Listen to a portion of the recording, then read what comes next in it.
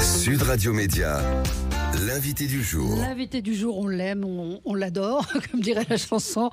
Jean Plantu, dessinateur, vous êtes avec nous, dessinateur, éditorialiste. Que peut-on dire que vous écririez quoi sur votre passeport s'il y avait encore la profession ? Dessinateur qui se prend pour un journaliste dans un monde de journalistes qui ne savent pas qu'ils sont devenus des caricaturistes. Formidable.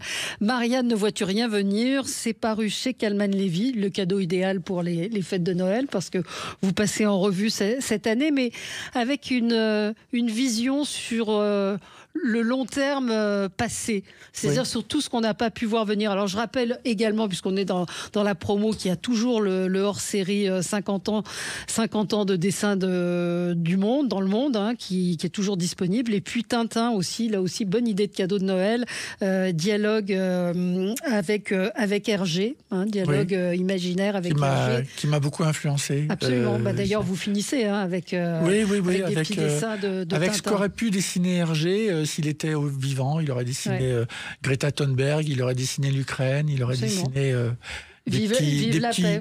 Des petits Dupont et Dupont, dont un avec un anneau, légèrement transgenre, et tout est possible. Une petite Greta Thunberg, vous rendez hommage, alors je vais commencer par la fin, par l'hommage que vous rendez à plusieurs personnalités, Gérard Leclerc, Pierre Dac, il est mort depuis plus longtemps. C'est à cause de l'Expo. C'est à cause de l'Expo, effectivement, et puis Jane Birkin. Ce livre, chaque année, vous publiez effectivement le bilan de l'année en dessin. Cette année est particulière puisque vous avez arrêté de dessiner pour Le Monde. Alors déjà, mission média, vous dessiniez tous les jours pratiquement pendant 50 ans. Le matin, à 10h, 9h, vous étiez avec votre crayon. Et avant de venir vous voir, j'ai fait encore un dessin que j'ai montré à un de vos journalistes parce que je sens que c'est une idée, un début de dessin. Et avec Gérard Darmon, on a Michael Darmon, pardon. Il m'a terminé mon dessin parce que je disais mais qu'est-ce que tu en penses Et il me dit mais tu pourrais le terminer de cette manière. C'est une démocratie qui se mord la queue. Et je me suis dit avec les lettres de la démocratie, j'ai voulu faire un serpent qui se mord la queue avec le D, le E, le M, voilà tout ça. Et j'ai fait un serpent qui, à côté, se mord la queue. Et il me manquait quelque chose. Il m'a dit, mais tu devrais le faire en couronne, au-dessus d'une petite une planète. Et Michael Darmon m'a terminé un dessin que j'ai commencé ce matin avant de venir à Sud Radio. Et c'est comme ça que ça se passe, un dessin. C'est penser en dessin.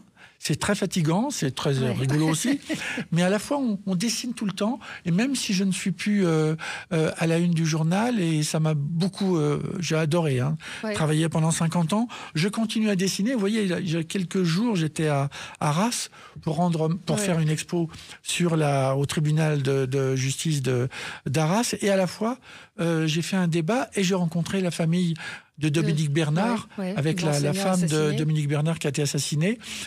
Et vous voyez, j'ai fait un dessin. Alors le dessin que j'ai fait au moment du drame, il a été agrandi, il est dans le hall de la salle des pas perdus du palais de justice, du tribunal de justice de Arras. Et à la fois, c'est un dessin que j'ai fait comme ça, il y a une émotion. Et puis au bout de mes doigts, il y a le feutre qui bouge. Je fais mon dessin, je dessine le beffroi d'Arras, je dessine la place des héros avec toutes les maisons qui sont autour de la place. Et puis on rajoute des petites roses blanches qui avaient été distribuées en hommage à Dominique Bernard. Et voilà, c'est ça qui me permet de raconter. Et puis finalement, ça devient un dessin qui est après reproduit dans la presse. Mais là, il n'y a plus de presse, pardon. Dans la presse locale. C'est la presse locale, mais la Voix du Nord, le journal municipal. Mais au quotidien. Ou dans les expos. Ou dans les expos, je fais énormément d'expos. Et donc, les dessins, ce dessin, il fait 3 mètres de haut et il va se balader dans toutes les tribunaux du Nord-Pas-de-Calais, vous voyez. Et plus tous les dessins que j'ai faits sur la justice. Marianne, qui se moque d'elle-même. D'ailleurs, je le dis en pensant parce que je remercie la présidente du tribunal de Arras parce que finalement, elle arrive à faire des dessins, à montrer des dessins qui se moquent de la justice aussi. C'est pas, évidemment, c'est pas méchant, mais en tout cas, c'est une sérieuse mise en cause qui est partagée et qui va être partagée dans tout le Nord-Pas-de-Calais. Et c'est ça où je trouve que mon rôle aujourd'hui, c'est d'exposer et de faire toujours des rencontres. Marianne, ne vois-tu rien venir, c'est le titre de votre livre. C'est parce que vous êtes dans un optimisme désespéré? Alors, elle va peut-être ouvrir les yeux. Moi, je trouve que depuis le pogrom du 7 octobre, par exemple, elle ne voit pas venir beaucoup de choses. Elle ne voit pas venir la montée de l'antisémitisme un peu partout en France.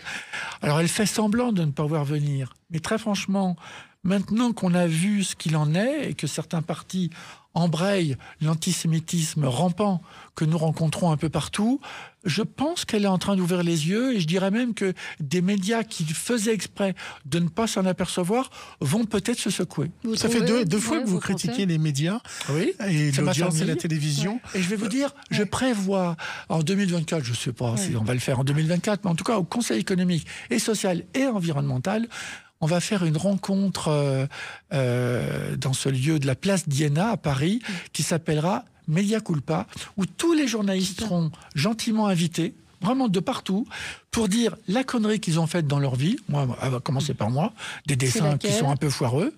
C'est laquelle votre connerie à vous ? Oh bon, j'en ai fait plein, dont Jean-Paul II, que j'ai dessiné à partir d'une info de M6, ahurissant, qui laissait croire que Jean-Paul II enregistrait un clip sur des paroles de Plastique Bertrand.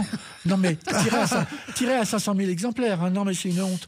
Et donc, chacun des journalistes viendra dire la bêtise qu'il a faite dans sa vie, et pourquoi il est fier de travailler pour tel média, telle radio, telle télé, ou tel journal papier. Et ça je suis sûr que ce sera une manière de renouer le dialogue entre les médias et les Français qui détestent les médias, alors qu'ils adoreraient tous être journalistes. Oui, parce qu'avant, les journalistes, quand on reprend l'époque de Jean-Claude Bourret, qu'on va bientôt recevoir, ou les autres, ils ne donnaient pas leur avis. Ils étaient factuels, ils donnaient l'information. Et ils ne donnaient pas leur avis. Ce qui a changé, c'est petit à petit, chacun donnait son avis, non ? Vous n'êtes pas d'accord ? Non, parce que regardez les micro-trottoirs, qui est pour moi l'escroquerie du siècle. C'est la négation du journalisme. C'est la négation du journalisme, et c'est même la perversité du journalisme. Parce que finalement, le journaliste, il pense quelque chose. Bon, là on est à Sud Radio, il y a du rouge, il pense rouge. Bon, mais il cherche quelqu'un qui veut penser bleu. Eh ben, il va faire 10 micro-trottoirs jusqu'à temps qu'il tombe quelqu'un qui parlera bleu. Et il va garder la séquence bleue. Et l'autre perversité du jour, c'est que maintenant, plus personne n'est capable de signer son opinion, ce qui fait qu'on va filmer son nombril. Et là, je me dis, mais dans ma pauvre démocratie qui se mord la queue, où elle est passée, ma petite démocratie ? Et maintenant, et quand je vais dans les écoles, je fais souvent dessiner les enfants dans les écoles. Et ben, je leur réapprends un truc tout bête. Mais tu as fait un dessin, il est vraiment bien. On est d'accord ou pas d'accord, c'est pas le problème. Mais tu l'as pas signé, ton dessin. Signe ton dessin. Et le gamin, des fois, il me dit « Oh non, mais si, c'est une opinion. Dis-le. Allez, monte sur la table et dis-le nous. » Et des fois, on se rend compte qu'aujourd'hui, sortir quelque chose, une boule qui s'appelle une opinion, je trouve que c'est pas... On peut se tromper. C'est pas grave, mais on la sort et on la signe. C'est un peu contradictoire, c'est-à-dire avec ce nombrilisme, c'est-à-dire où tout le monde aujourd'hui a la parole grâce aux réseaux sociaux, tout le monde donne son avis, tout le monde est persuadé d'avoir raison. Au contraire, je trouve que c'est la victoire du moi sur le nous quand même. Alors, tout ce qui est, c'est un moi de meute. Oui. C'est un mois de meute. Oui, c'est-à-dire que quand il y a un moment, quand ça prend, et que le marketing fait que, oui, on va être plusieurs à penser ça, c'est pour ça qu'il faut être très à l'écoute de ce que disent les gens et de réapprendre à se respecter. C'est pour ça que j'ai des dessins sur l'école, sur la laïcité et sur l'empathie. Il faut réapprendre l'empathie. Il y a des écoles, il y a une école à Trappes, j'ai dû vous en parler, à Trappes, ils enseignent comme le calcul, le français ou l'histoire, ils enseignent l'empathie. Il faut réapprendre à avoir... on est plusieurs, et on n'est pas d'accord, mais ça, c'est pas un problème. Je vais te respecter, et tu vas essayer de, moi, me respecter. Et vous croyez pas que l'homme n'est pas bon, et que finalement, quand on regarde les réseaux sociaux, c'est sa vraie nature ? c'est la meute qui l'emporte, c'est le marketing de la meute. Si on oublie la meute, vous savez, des fois, moi, j'en prends plein la figure sur mes positions. Il y a des fois, je prends la défense des Palestiniens, donc il y a une grosse meute qui me traite d'antisémite, et puis après, je prends la défense des Israéliens après le pogrom du 7 octobre, et à ce moment-là, je suis un pauvre sioniste.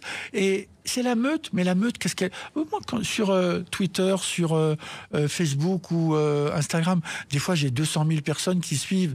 Mais c'est une poignée de 14 personnes qui font meute. Mais c'est une meute, c'est rien qu'une toute petite meute. Il faut remettre les meutes à leur place. On va parler de votre livre. Moi, j'ai trouvé qu'il était... À chaque fois, vous trouvez des nouveautés pour illustrer cette année. Et là, j'ai trouvé que c'était extrêmement intéressant de retrouver chaque article ou chaque information sourcée à chaque fois en regard du dessin que vous produisez. Il y a deux choses qui m'ont, moi, passionné dans ce livre. C'est à la fois Marianne ne vois-tu rien venir, c'est-à-dire mais sur la construction du livre, c'est-à-dire à la fois cette mise en perspective avec le fait très concret. Et puis, ce qu'on n'a pas vu venir, c'est-à-dire les choses sur lesquelles on était prévenus depuis des années, en particulier cette une de l'Express qui m'a frappée. L'Express, les malades vont manquer de médecins. C'est une qui date de 1966.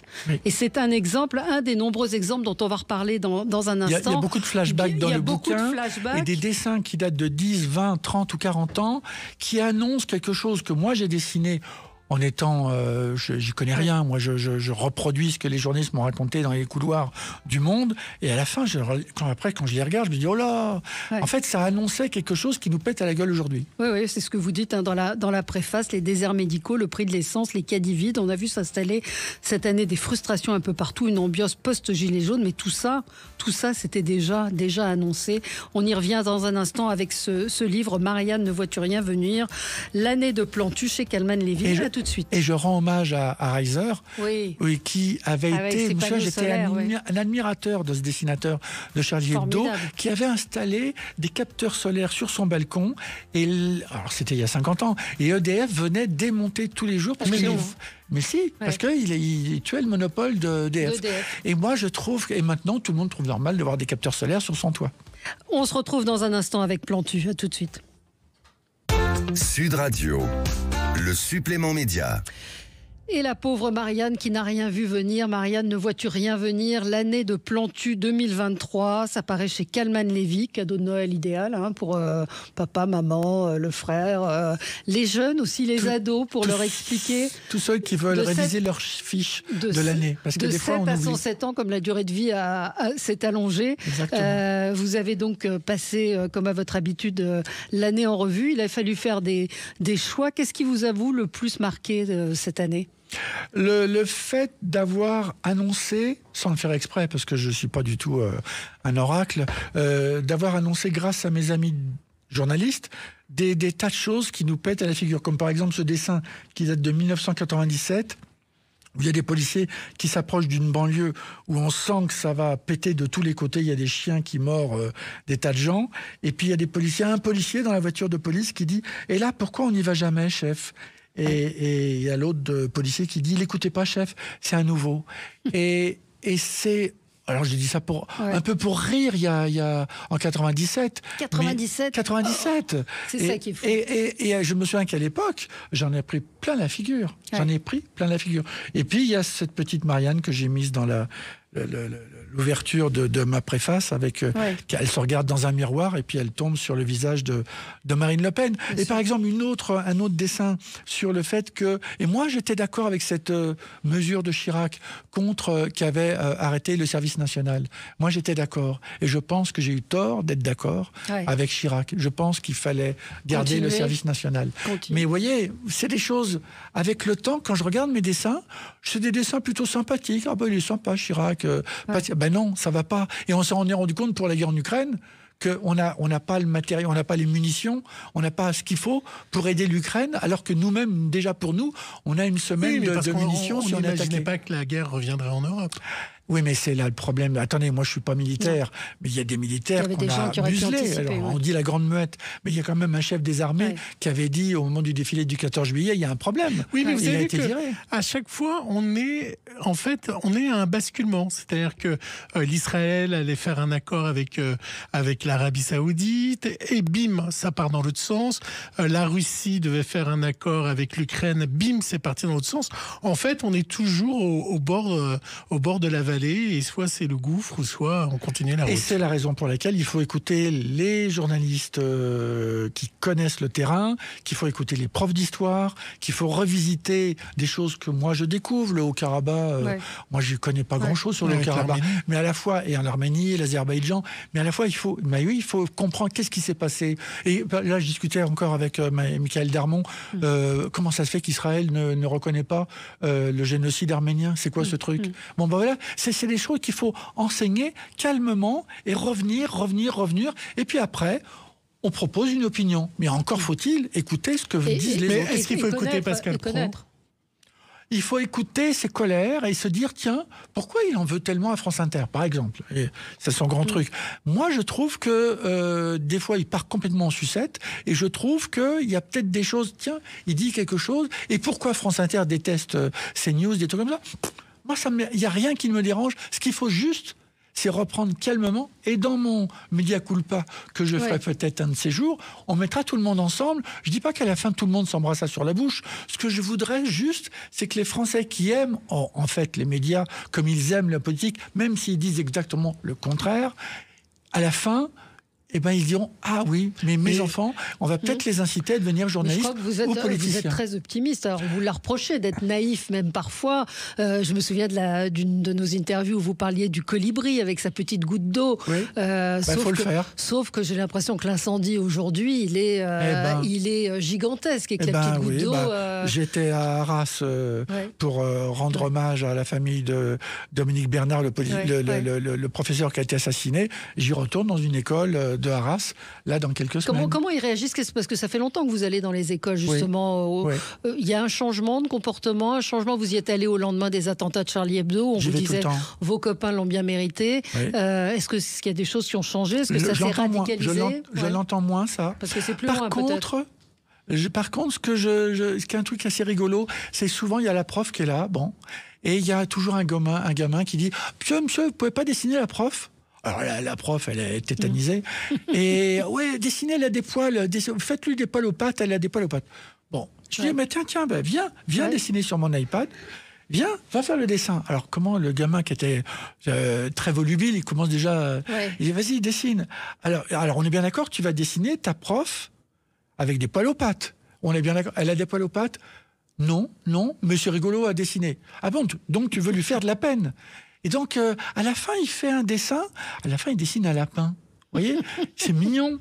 Mais à la fin, parce que je lui dis, mais assume ce que tu veux. Tu veux lui faire de la peine ou tu veux pas lui faire de la peine? Et c'est ça qui me plaît. Et à la fin, je lui dis, assume et tu signes ton dessin. Ouais. Alors, il y a beaucoup de dessins. Il y a des dessins très beaux. Enfin, ils sont tous très beaux, mais plus, j'ai envie de dire, plus puissants peut-être graphiquement. Je vois le portrait que vous avez fait de Pierre Palmade, qui est un dessin assez tendre, je trouve. Oui, ce qui ne m'empêche pas de raconter la réalité, qui est quand même assez tragique. Et à la fois, d'abord, c'est quelqu'un... C'est en noir et blanc, c'est double face, le négatif et le positif. Exact, elle a tout compris. Je trouve qu'on l'a tous admiré, et je veux assumer la part d'admiration. Et puis, je veux assumer la part de tragédie de ce qu'il a fait. Voilà. Et je raconte. Il n'y a qu'à laisser faire le fil de l'actualité. C'est la médiatisation qui vous a choqué dans le cas de Palmade. C'est ce que vous écrivez. Le fait qu'il retourne en boîte, je trouve que c'est pas l'urgence du moment. Vous voyez, c'est le fait que, vous voyez, quand on se tait sur... moi, je connais rien au milieu des drogués. Mais apparemment, on apprend que tout le monde est au courant. Que le pharmacien du coin, il est au courant. Je me dis, attends, il y a un truc qui ne va pas. Il faut juste... Il n'est pas question de descendre avec un hélicoptère et de foutre tout le monde en tôle. Il faut reprendre calmement et dire les choses. Ouais.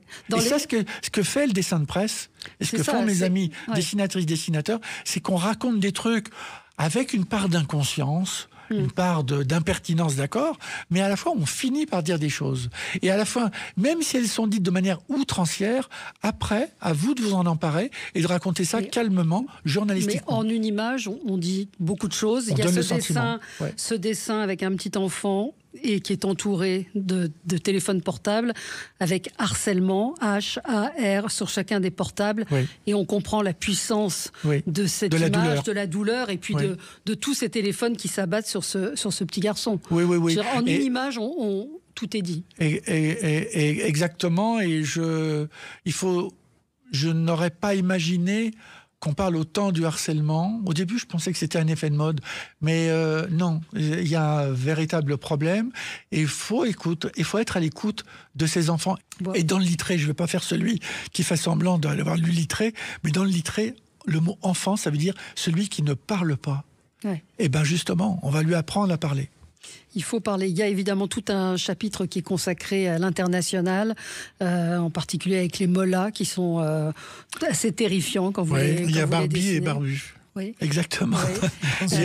Alors, ceux-là, ils sont très faciles à dessiner. Je suis allé en Iran pour essayer de sortir un dessinateur qui était en prison. Et vous voyez, on parlait tout à l'heure de la démocratie, du journalisme, des médias. En Iran, tu dessines ça, tu vas en tôle. Ouais. Tu dessines ça, tu seras torturé. Tu dessines ça, ta famille sera torturée. Tu dessines pas ça, tu vends des tomates, bon, on va pas t'embêter, tu seras fiché, mais tu seras pas embêté. En France, moi je préfère vivre à Paris qu'à Téhéran, on est d'accord. Mais on a réinventé une autre forme de terrorisme intellectuel qui fait que ça c'est autorisé, ça c'est pas autorisé. Et quand on parlait des fois des sujets, on parlait de Jean-Claude Bourret ou mais il y a des sujets dont on ne parle pas. Et ne pas parler, ça ne veut pas dire qu'il y a quelqu'un qui dit « ouais, on ne va pas en parler à cause de la censure ». Au bout d'un certain temps, il y a des choses dont on parle parce que ça nourrit le marketing de l'audimat, et puis des choses dont on ne parle pas parce que c'est compliqué et que c'est bien plus rigolo de foutre une plume d'autruche dans le cul de quelqu'un parce que c'est rigolo, ça va faire le buzz à l'antenne. Oui, mais non, qu'est-ce que je vais apprendre pendant ce temps-là ? Moi, ce qui m'importe... On peut se divertir. Oui, il y a divertissement aussi. Je veux me divertir et je veux me marrer aussi. Mais à la fois, le divertissement audimat me gonfle un peu parce que je trouve que pendant ce temps-là, on n'apprend pas. Or, je me rends compte qu'il y a beaucoup de choses. Regardez, j'ai appris il n'y a pas longtemps que Maître Gims pensait qu'il y avait de l'or en haut des pyramides et qui captait l'électricité. Et que c'était émetteur et que les Égyptiens de l'Égypte antique avaient l'électricité. Je me dis, mais attends, où il est là ? Il va pas nous raconter que la Terre est plate aussi ? Et je me dis, oh là là, là, il faut le gars qui a essayé de tuer, qui a tué malheureusement Samuel Paty, ce connard, qui a été tué heureusement d'ailleurs, détestait le fromage, le caprice des dieux. Parce que pour lui, c'était un fromage polythéiste. Je lui dis, mais tais-toi. Et du coup, je me souviens que j'ai acheté plein de caprices des dieux pour faire ma résistance à moi. J'ai rempli mon frigidaire de caprices des dieux, j'ai failli avoir une indigestion. Mais je me dis... Mais, pour de vrai ? Pour de vrai, oui. En plus, j'adore ce fromage très mou, très en losange. J'adore ça, mais qu'un abruti. Je ne sais pas qu'est-ce qu'on lui a appris à l'école. Il pense que c'est un fromage polythéiste. Je dis, mais où on est là ? Or, on rencontre de plus en plus des gens qui sont pétés dans leur tête. Tu ne devais pas aimer le chaussé aux moines non plus. Alors. J'aime le chaussé aux moines aussi. Je vais me refaire une cargaison de chaussé aux moines. Voilà. Non, mais en fait, le problème, il n'est pas là. C'est que lorsque vous avez Cyril Hanouna en face, si vous mettez un doc sur Picasso, ou si vous mettez un doc sur Maupassant, ou si vous mettez un doc sur vos dessins, ils ne vont pas aller le voir. Il est là le problème, c'est qu'ils vont aller voir Hanouna. Vous dites qu'on est capté, qu'on perd son temps, mais le problème c'est que eux ils font de l'argent, TF1 ou C8, donc ils proposent des choses pour que les gens viennent. Et demain, s'ils font un doc sur Picasso, la période bleue, il y aura personne. Je voudrais juste qu'on en soit conscient. Le nombre d'endroits. Vous comprenez ce que je veux dire ? Très bien. Le nombre d'endroits où il y a des gens. Là, j'ai fait une rencontre il y a 3 jours. Les gens qui tapent sur BFM. Bon, ils ont tout à fait le droit de taper sur BFM. à la fin, qu'est-ce que j'apprends? Qu'est-ce qu'ils regardent? Ils regardent BFM. Ben oui. Je me dis, attends, ils sont masos, quoi. Voilà. Et faut juste en parler. Vous voyez, moi quand j'ai travaillé avec Droit de réponse avec Michel Pollack, il y avait, tout de suite après, il y avait Dallas. Et à un moment, JR, l'acteur avait voulu le disparaître, pourquoi? Donc on l'avait tué dans Dallas. Oui. Et les gens ont protesté, non, on veut notre JR. Et ben les gens, aujourd'hui, alors il n'y a plus Dallas, il n'y a plus JR, mais ils veulent un JR. Parce qu'ils aiment détester les gens, et ça leur nourrit. Regardez ce qui s'est passé en Argentine. Exactement. On leur dit qu'il est fou, qu'il est taré, qu'il est... mais c'est l'audimat encore qui l'a emporté. C'est l'audimat. C'est le Mélenchon argentin qui l'a emporté. C'est un tango avec le marketing. Vous ne pensez pas que c'est plus une histoire d'éducation des gens, plus une histoire... Mais parce qu'ils n'ont pas appris, on leur a pas appris à nuancer les choses. On leur a appris à dire « Ouais, vas-y, te laisse pas faire, Coco, monte sur les tables, prends ta tronçonneuse et te laisse pas faire. On va les zigouiller. » C'est ça. Parce que le gars qui est à côté qui dit « Oui, mais alors moi, je pense que l'économie argentine, je pense qu'il y a du bon et du mauvais dans l'économie. » C'est compliqué à comprendre. Dire, attends, t'es gentil, Marcel, mais tu rentres chez toi. Je préfère le mec à la tronçonneuse parce qu'il monte sur les tables et tout à l'heure, il va montrer sa bite. Ouais. Donc, c'est le spectacle qui l'emporte sur la raison. Exactement. Il a tout compris. On se retrouve dans un instant pour la suite de l'actualité, cette fois avec d'autres éditorialistes, parce que vous êtes un éditorialiste. On vous recommande L'année de Plantu 2023, Marianne, ne vois-tu rien venir, paru chez Calman Lévy. Et puis évidemment, je rappelle, il y a Tintin, c'est l'aventure, le hors-série, et puis les 50 ans de dessin dans le monde. Là aussi, tout ça, c'est des bonnes idées cadeaux pour Noël. Merci beaucoup. Et on espère vous retrouver bientôt, Plantu. Merci de à m'avoir vous. reçu. Merci à tous les deux. Merci Gilles. Merci Valérie. Merci.